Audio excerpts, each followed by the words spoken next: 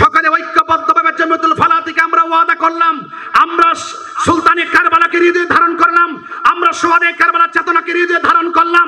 আমরা আজকে ওয়াদা করলাম কোন বাতিলের সঙ্গে, কোন বিয়াদবি রাসূলের সঙ্গে, আহলে বাইত বিদ্বেষীদের সঙ্গে, শিয়াদের সাথে, খালিদের সাথে সুন্নিদের সম্পর্ক থাকতে পারে না। সুন্নিয়তটাকে আরো অনেক দূর এগিয়ে নিয়ে যাব।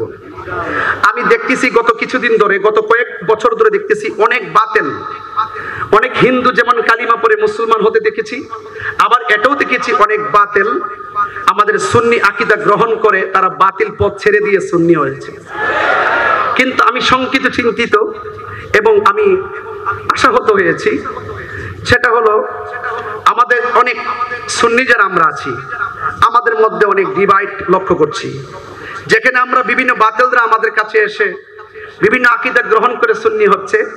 আমাদের সুন্নিদের অনেকে বিভিন্নভাবে বিভিন্ন কারণে অবস্থার প্রেক্ষিতে ভিন্ন দিকে ডাইভার্ট হচ্ছে। আমি আশা করব আমরা নিজেরা যেন আমরা ভাগ না হয়, নিজেরা যেন ভাগ না হয়, ঠিক কিনা বলেন? আমি মনে হয় জাফর স্যারের একটা বক্তব্য শুনছিলাম আজকে আসার পথে হযরত আমির মুয়াবিয়া রাদিয়াল্লাহু সম্পর্কে। আপনি মানে একটা বক্তব্য দিয়েছেন, খুব সুন্দর, আমার কাছে খুব ভালো লাগছে। যে আমি অনুরোধ করব, পায়ে হাত রেখে বলবো, আমাদের এই দেশে ইসলাম আসছে ওলি আল্লাহদের মাধ্যমে। এই আওয়াজে তো হবে না, ওলি প্রেমিকদের আওয়াজ কি বড় হয় না? আমি কিন্তু আজকে ওয়াজ করি নাই, আজকে আমি আমাকে যে বিষয় দিয়েছেন এই বিষয়ের আলোকে কিছু নবী শান বুঝাই গেছি। হয়তো সেটা নাতের মাধ্যমে বলতাম, সেটা ওয়াজের মাধ্যমে বোঝানোর চেষ্টা করেছি। তো আমি অনুরোধ করব, এই দেশে ইসলাম আসছে ওলি আল্লাহদের মাধ্যমে। বড় করে বলতে হবে, এই দেশে ইসলাম আসছে ওলি আল্লাহদের মাধ্যমে। এবং এই দেশে অসংখ্য খানকা আছে, অসংখ্য পীরের দরবার আছে, আছে কিনা বলেন? সকল পীর মাশায়েখদেরকে বলবো, আপনারা অ্যালার্ট থেকে, আপনারা সারা জীবন দরবারকে যেভাবে সুন্নিয়তের মডেল বানিয়েছেন, এই মডেল যেন বিকৃত না হয়। আমি অনুরোধ করব, আপনাদের যেই সমস্ত দরবারের শাহজাদাগণ আছেন, প্রত্যেক দরবারের মূল পীর সাহেবকে বলবো শাহজাদাগণের প্রতি আপনারা নজর দেন। এটা আপনাদের কাছে বিনীত অনুরোধ থাকবে। চট্টগ্রাম, আমি অনুরোধ করব, যেই সমস্ত দরবারে কোনো শাহজাদা যদি খারিজি হয়, তাকে দরবার থেকে বের করে দিবেন। এই আওয়াজ হবে না, জোরে বলতে হবে।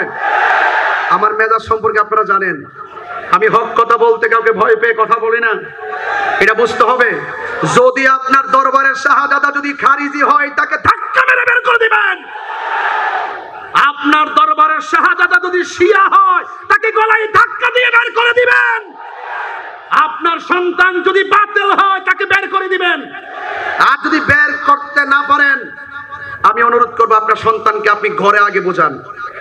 আপনার সন্তানকে ঘরে বোঝায় বাহিরে এসে ওয়াজ করবেন, এটা মাথায় রেখে কাজ করবেন।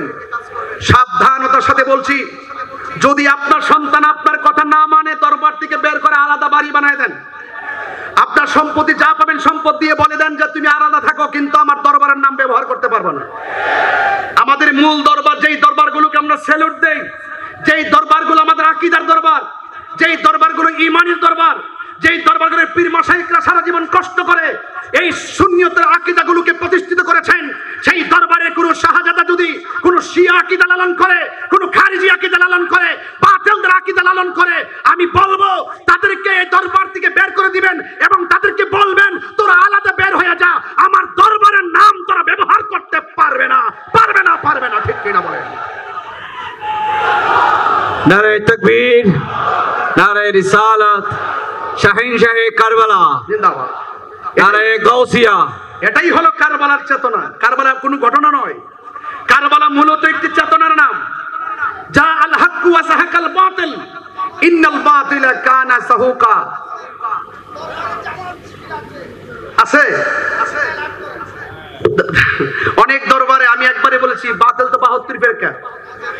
এই অনেক 72 ফেরকা, তো 72 ফেরকার কয়টা নাম বলবো? যতটুকু বুঝেন, নবী বিদ্বেষী যারা, আহলে বাইত বিদ্বেষী যারা, সাহাবী বিদ্বেষী যারা, ওলি বিদ্বেষী যারা, তারা সুন্নিয়তের নেম প্লেট ব্যবহার করে আমাদেরকে ধোঁকা দিতে পারবে না। কথা বলেন ঠিক কিনা? আচ্ছা, সবাইকে আমার কথার সাথে একমত আছেন? কারা কারা কথার সঙ্গে একমত আছেন হাত তুলে দেখান। সকালে ঐক্যবদ্ধভাবে জামিয়াতুল ফালাহ থেকে আমরা ওয়াদা করলাম, আমরা সুলতানি কারবালাকে হৃদয়ে ধারণ করলাম, আমরা সোহাদে কারবালার চেতনাকে হৃদয়ে ধারণ করলাম। আমরা আজকে ওয়াদা করলাম, কোন বাতিলের সঙ্গে, কোন বিয়াদবি রাসূলের সঙ্গে, আহলে বাইত বিদ্বেষীদের সঙ্গে, শিয়াদের সাথে, খালিদের সাথে সুন্নিদের সম্পর্ক থাকতে পারে না। আমাদের সকলকে বুঝার তৌফিক দান করবো না, আমিন। আমাদের আলহাজ সফি মিজানুর রহমান মহোদয়, আমি যখন ওয়াজের মধ্যে আসি, ওয়াজে যখন আসি, আমার কিছু নিজের হাতের লেখা গজল আছে, এই গজলগুলো সঙ্গীতগুলো আমি গাই। আবার যখন অনেক অনেক শায়ের যারা আছেন তারাও যখন গায় তখন আমি এটা গাই। কিন্তু আমি একটা জিনিস একজন আমার কাছে ধরা খাইছে, এটা হলো গাড়ির মধ্যে বসে থাকার সময় আমাদের আলহাজ সুফি মিজানুর রহমান মহোদয় তিনি একটা গজল বলছেন, এটা আমার কাছে, আমি গাড়িতে বসে শুনছি, শুনতে শুনতে প্ল্যান করে ফেলাইছি যে এই গজলটার ভিতরে, সঙ্গীতের ভিতরে সুন্দর অর্থ আছে, এটা দেহতত্ত্বের গান। কথা বলেন ঠিক না বেঠিক? তো আমি একটু গেয়ে, যেহেতু আমাকে দিয়েছিলেন সঙ্গীতই বলার জন্য, শেষ পর্যন্ত যেহেতু অনুমতি আরো বেশি করে পাইছি, তাহলে আমি বলে দিয়ে যাই।